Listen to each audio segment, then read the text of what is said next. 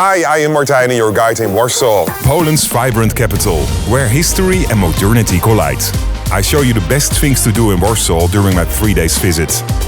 Explore the enchanting Old Town, rebuilt in perfection after World War II.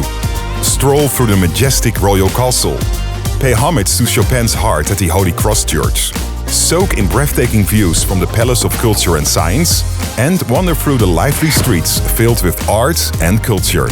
The city has 2 airports, Polin and Chopin. And Chopin is the biggest and is located 10 kilometers southwest of the city and named after the famous composer Frédéric Chopin. And in a moment, more about him. To travel to the city, you can use the bus service. The journey takes around 40 minutes and a ticket costs around €2. The train is 10 minutes faster and will set you back around €3. And of course, there's also a taxi service available. The journey takes around 20 minutes depending on the traffic and the ticket will set you back around €15. Let's start the Warsaw Travel Guide in the old city center, and locals call it Stare Miasto. It dates back to the 13th century, when it began as a small fortified settlement. Over the centuries, it grew into a bustling hub of trade and culture, surrounded by protective city walls. However, the Old Town's beauty belies in its turbulent history. During World War II, nearly 90% of the district was destroyed. What you see today is not just a charming historic center, but a testament to the resilience and determination of the Polish people. Using original blueprints, photographs and paintings, Warsaw painstakingly rebuilt the Old Town brick by brick, earning it a place on the UNESCO's World Heritage List. The Old Town Market Square is a must-see, surrounded by cafes, restaurants and art galleries. In the center stands a bronze statue of the Warsaw Mermaid. It's half a woman, half a fish sitting on a rock at the bank of the bay. It symbolizes the strength, bravery and independence of the city of Warsaw. And from here it's easy to explore the old city center by walking the Royal Road.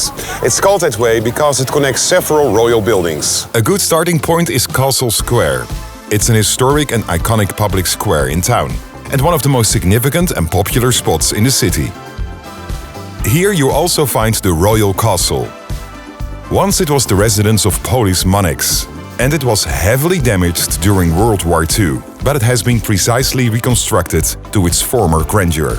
After the war, surviving fragments of the castles like walls and foundations and cellars were saved for further destruction.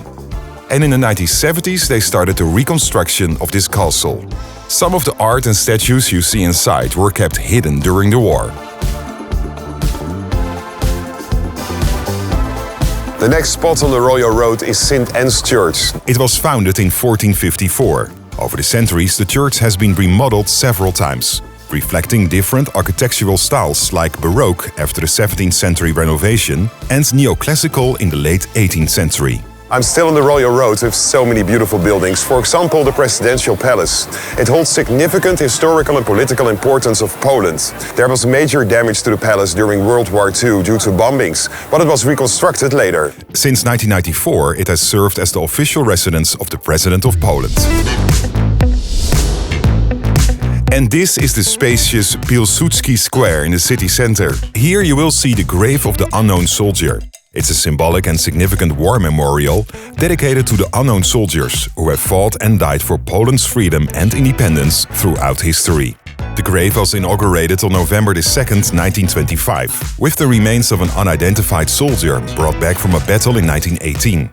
In a moment you know one of the best viewing points, a peaceful park to visit, and the resting place of the heart of Chopin, the composer. But first, on the Royal Road you can sit on several stone seats just like this one, and every seat is equipped with music from the famous composer Frédéric Chopin, and he is from Poland. Just locate the button, push it and enjoy his music. And don't miss the Copernicus statue. It's in the middle of the Copernicus Square. Radiating out of the statue are the rings of our solar system. The Church of the Holy Cross is located next to the statue. Inside you will find the heart of the famous composer Frédéric Chopin, but it's safely hidden away in one of the pillars. His heart was smuggled to Warsaw by his sister following his death in Paris in 1849. Preserved in a jar of cognac, it was secretly brought to Poland. Although this act was illegal, it fulfilled his last wish. And then some greenery, the Łazienki Park, and it's one of the most beautiful and biggest parks in the city.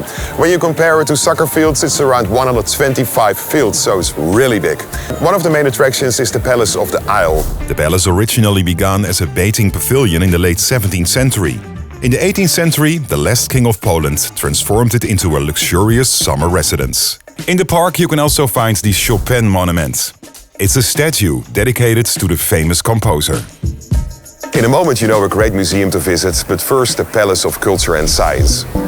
Once it was a gift from Joseph Stalin to the Polish people during the communist period. And for a long time it was considered as the symbol of socialist power and the pride of people in Poland. Nowadays the building houses, for example, a cinema, a theater, offices, and you can book a guided tour. You can use the link in the text under the video to book your tour. And I recommend you to go to the 30th floor of the building and see the beautiful panorama of the city at a height of 114 meters. And the funny fact is that the people over here say that the best view of the city is on the tower, since you don't see him.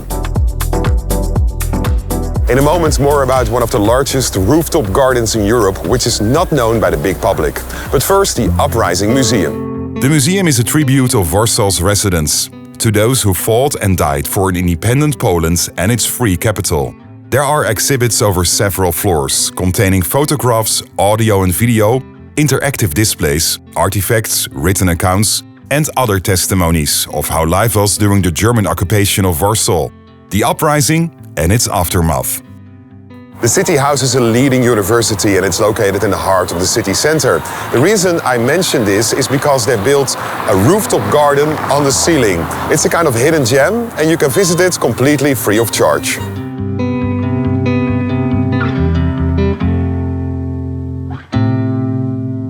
That Warsaw has a turbulent history is reflected in the amount of museums in the city. For example, the Polin Museum. And this museum is about the history of Polish Jews, a cultural institution which is dedicated to preserve the rich and diverse history and heritage of Polish Jews. In front of the museum is a large monument that remembers those who fought and died during the Warsaw Ghetto Uprising. And this is the Baroque pearl of Warsaw, the Wilanów Palace. A long time ago it was the summer residence of King Jan III Sobieski and his wife. I took a walk through the gardens and it was one of the most beautiful I've ever seen.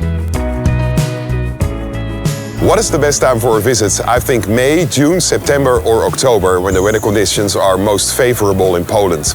And you are avoiding the high temperatures in the summer.